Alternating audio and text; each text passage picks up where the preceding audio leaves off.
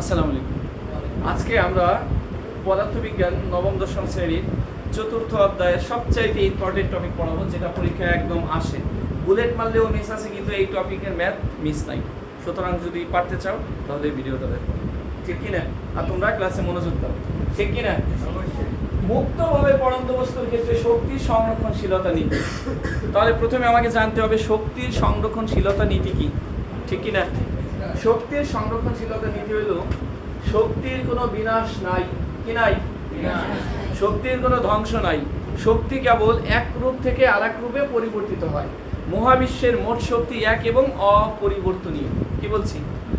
মহাবিশ্বে যেই পরিমাণ শক্তি ছিল এখনো সেই পরিমাণ শক্তি আছে। শক্তির কোনো কি নাই? ধ্বংস নাই, বিনাশ নাই। শক্তি কেবল এক রূপ থেকে আরেক রূপে পরিবর্তিত হয়। উদাহরণ যেমন বিদ্যুৎ শক্তি।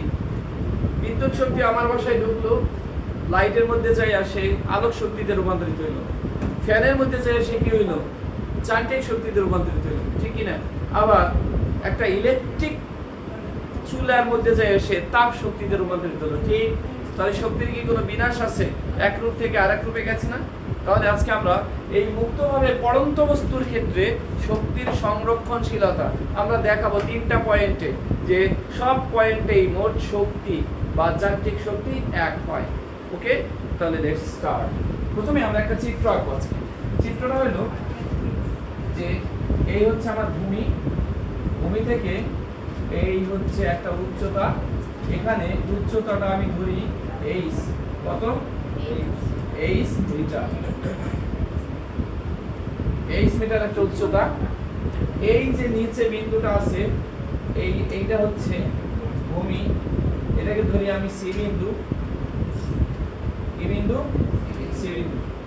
এইখানে এম ভরের একটা বস্তু আছে, ভূমি থেকে এম ভরের একটা বস্তু এই উচ্চতায় এ বিন্দুতে স্থাপন করা হলো। এখানে যে বিন্দুটা, সেই বিন্দুটাকে ধরা হয় কি বিন্দু? এ বিন্দু। তাহলে এম ভরের একটা বস্তু ভূমি থেকে এই উচ্চতায় এ বিন্দুতে স্থাপন করা হলো। আচ্ছা, এখন বস্তুটা এ বিন্দু থেকে যদি পড়তে দেওয়া হয়, মনে করে এক্স দূরত্ব পড়লো। কোন দূরত্ব পড়লো? এক্স দূরত্ব পড়ে এবার সে বি বিন্দুতে আসলো। এই বি বিন্দু থেকে এই সি বিন্দুর উচ্চতা কত হবে বলতে পারবা কেউ? এখান থেকে পুরোটা হলো এইচ, এখান থেকে পুরোটা কত? এইচ। আর এক্স অংশ পড়েছে, দ্যাটস রাইট। এক্স অংশ এক্স দূরত্ব অতিক্রম করে আসছে, তাহলে রইল কত? এইচ মাইনাস কত? এক্স। তাহলে এটা হবে এইচ মাইনাস এক্স। ওকে, বুঝতে পারছি প্রথমে? এখন এই এ বিন্দুতে আমি মোট শক্তি বের করব, বি বিন্দুতে মোট শক্তি বের করব, সি বিন্দুর মোট শক্তি বের করব, এবং দেখব যে এই তিনটা বিন্দুতে মোট শক্তি এক এবং অপরিবর্তনীয়। ওকে, চলো তাহলে আমরা মনে করি প্রথম অংশ আর লিখলাম না, আমরা কি বলবো? যে মনে করি এম ভরের একটা বস্তুকে ভূমি থেকে এই উচ্চতায় এ বিন্দুতে রাখা হলো, ঠিক আছে? এ বিন্দুতে বস্তুর গতি শক্তি এবং বিভব শক্তি বের করব। প্রথমে দেখো যে বস্তুটা এ বিন্দু থেকে এই উচ্চতায় আছে। আমরা গত ক্লাসে দেখেছি যে বিভব শক্তি কোথায় থাকে? ভূমি থেকে উপরে যে কোনো জায়গায় কোনো বস্তুকে স্থাপন করলে সেখানে বিভব শক্তি থাকে। কিন্তু কোনো বস্তু যদি এরকম রেস্ট অবস্থায় থাকে, স্থির অবস্থায় থাকে, তাহলে সেখানে কোনো কি থাকে না? বিভব শক্তি আছে, কিন্তু গতি শক্তি শূন্য, ঠিক কি না? তাহলে এখানে দেখো এ বিন্দুতে যখন আছে, এ বিন্দুতে বস্তু কি লাফালাফি করতেছে, ড্যান্স করতেছে, স্থির আছে? তাহলে স্থির থাকলে সেখানে কি গতি শক্তি আছে? নাই। তাহলে এ বিন্দুর সমস্ত শক্তি থাকবে কোন শক্তিতে? কোন শক্তিতে? গতি শক্তিতে। তাহলে প্রথমে আমরা বের করব এ, খুব মনোযোগ দিয়ে দেখবো সবাই। এ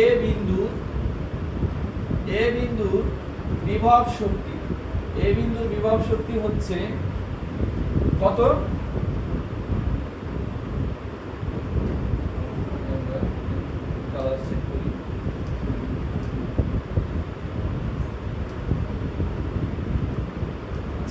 এ বিন্দুর বিভব শক্তি হচ্ছে কত? ই, দেখো না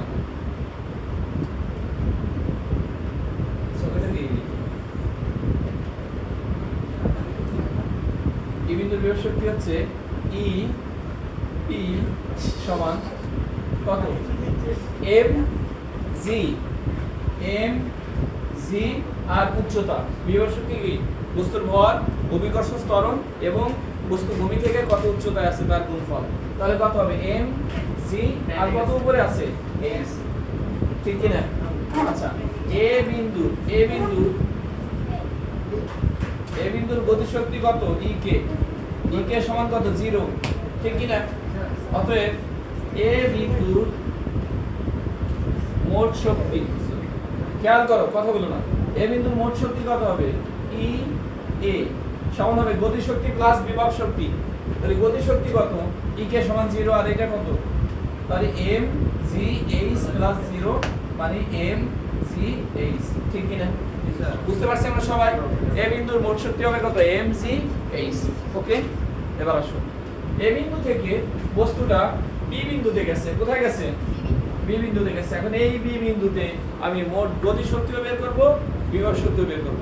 বি বিন্দু প্রথমে আমরা যদি বিভব শক্তি বের করি, এ বিন্দু থেকে x দূরত্ব অতিক্রম করে বি বিন্দুতে গেছে। অতএব বি বিন্দুর গতিশক্তি কত হবে? ই কে সমান half of M V square. গতিশক্তির সমীকরণ কি জানি? Half of M V square. এখন হাফ এম, এখন ভি স্কয়ার আমরা জানি গতির একটা সমীকরণ পাইছিলাম ভি স্কয়ার, ঠিক কি না? ভি স্কয়ার সমান হলো কত? ইউ স্কয়ার প্লাস ইউ জি। এখন সমীকরণটা ছিল মানে দেখো তো, ভি স্কয়ার সমান ইউ স্কয়ার প্লাস 2as, ঠিক কি না? খুব ভালো করে এখানে মনে রাখবা যে এখানে পড়ন্ত বস্তুর ক্ষেত্রে এ হয়ে যাবে জি আর এস হয়ে যাবে বস্তুটা উপর থেকে কতটুকু পড়েছে। এইখানে এস হবে বস্তুটা কতটুকু পড়ছে। এখন এ বিন্দু থেকে সে বি তে আসছে, কতটুকু পড়ছে? x, তাহলে এটা হবে কত? 2gx। ক্লিয়ার? তাহলে এখানে হাফ অফ m ইনটু এই ইউ কি? এ বিন্দুতে ইউ কি বলো তো? এখানে ইউ কি? 0, স্থির অবস্থায় ছিল কিনা? তাহলে আদিবেগ কি? 0। তাহলে এই অংশ 0 হইলে কি হয়? 2gx। বুঝা গেছে? 2gx, এই 2 কাটা, তাহলে কত হয়? mgx। বি বিন্দুর মোট গতিশক্তি কত হইল? mgx। এবার আসো, এবার বি বিন্দু থেকে কি বের করব আমি? কথা বলো, বি বিন্দুতে কি বের করব? বি বিন্দুর বিভব শক্তি কত? ইপি সমান এম জি। এবার বি বিন্দুতে বস্তুটা যখন আছে, একটু দেখো তো কতটুকু উচ্চতায় আছে, কতটুকু উচ্চতায় আছে কথা বলো। এই যে বি বিন্দুতে বিভব শক্তির সময় ধরতে হবে বস্তুটা ভূমি থেকে কতটুকু উপরে আছে। বিভব শক্তির সময় ধরতে হবে উচ্চতা কি? ভূমি থেকে কতটুকু উপরে আছে। আর গতি শক্তির সময় ধরতে হবে কি? উপর থেকে কতটুকু নিচে পড়ছে, ঠিক কি না? আচ্ছা, তাহলে উচ্চতা কত হবে? mg আর কি হবে? h মাইনাস x, ঠিক কি না? ঠিক কি না? তাহলে এটা কি হয়? mg h minus mg x। এবার আসো, বি বিন্দুর মোট শক্তি, বি বিন্দুর মোট শক্তি কত? ইবি সমান গতি শক্তি কত এখানে? mgx, ঠিক কি না? বিভব শক্তি কত?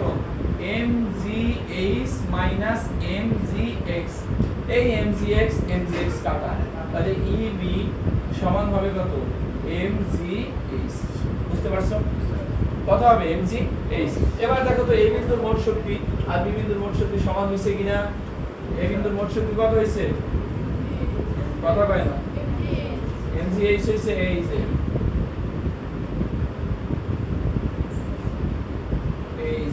mgh। আচ্ছা গেল। তারপর আবার বি বিন্দুর মোট শক্তি কত? এই যে বি বিন্দুর মোট শক্তিও গেল mgh। তাহলে এ বিন্দু এবং বি বিন্দুর মোট শক্তি সমান হয়েছে।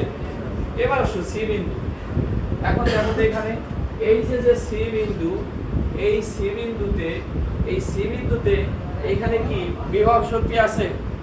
সি বিন্দু কি বিভব শক্তি আছে? কেন নাই? সি বিন্দুতে h সমান 0, এখানে কোন উচ্চতা আছে?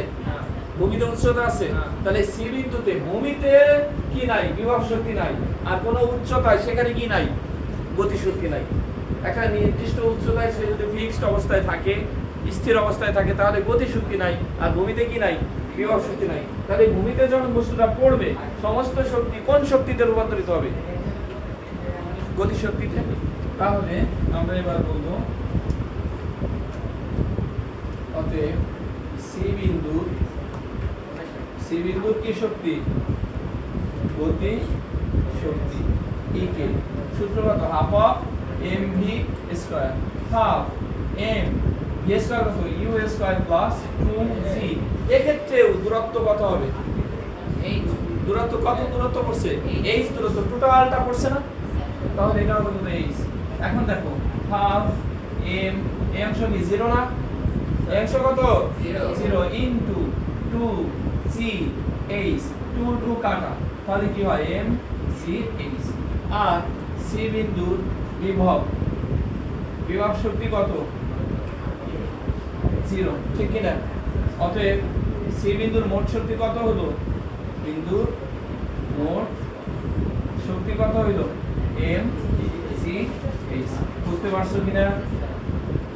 হ্যাঁ, তাহলে এবার দেখো তো এ বিন্দু, বি বিন্দু এবং সি বিন্দুর মোট শক্তি সমান কিনা? এ বিন্দু, বি বিন্দু এবং সি বিন্দুর মোট শক্তি সমান কিনা বলো?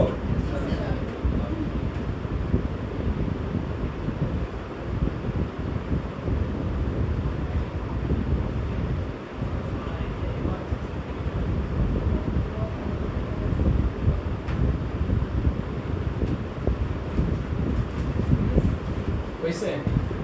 তাহলে এইটা হলো আমার এই বিন্দুর মোট শক্তি, এই যে এটা হলো এই বিন্দুর মোট শক্তি, না এটা হলো কত? বি বিন্দুর। এই যে হলো আমার এই বিন্দুর মোট শক্তি, আর এই যে হলো আমার বি বিন্দুর মোট শক্তি।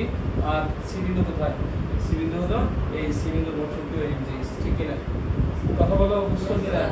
ওকে, তাহলে আমরা দেখলাম যে সব জায়গায় শক্তির মান এক এবং অপরিবর্তনীয়। এখন এইখানে আমরা যদি দেখো, এখানে আমার এই অঙ্ক আসে এরকম যে এখানে যদি m সমান 10 কেজি একটা ভর থাকতো, এখানে উচ্চতা h সমান যদি 50 মিটার হইতো, তাহলে আমি এই বিন্দুতে মোট শক্তি কত পাইছিলাম? mgh 10 গুণ g ইনটু কত? 50। তাহলে এখানে এই বিন্দুতে যে মান পাইতাম, বি বিন্দুতেও ঠিক mgh একই মান পাইতাম, সি বিন্দুতেও একই মান পাইতাম। বুঝছো কি বুঝো নাই? বুঝছো?